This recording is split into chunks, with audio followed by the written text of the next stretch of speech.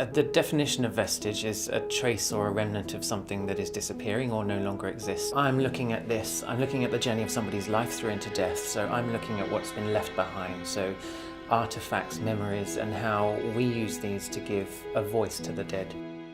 My work is often narrative-based. In A Vestige, I am using a lot of set, text, and movement.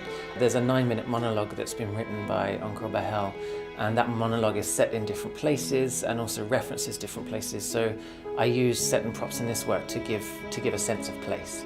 I have worked quite a bit with the theme of memory. My last piece, Meeting, was also based on memory. And it seems to be quite a reoccurring theme in my work. I find it quite rife ground for storytelling and for narrative.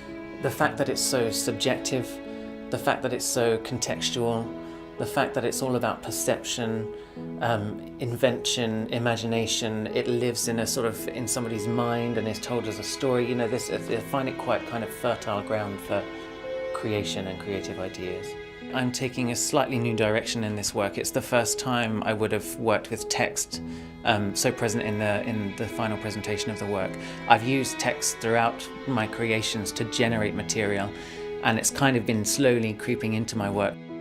It's a real sort of investigation for me on the relationship between text and movement, and when that can be literal, when it can be abstracted, when it can be slightly subverted, or kind of whether they can contradict one another at interesting times. So that kind of multimedia approach, this is kind of the first time I've been doing that, which is kind of quite exciting.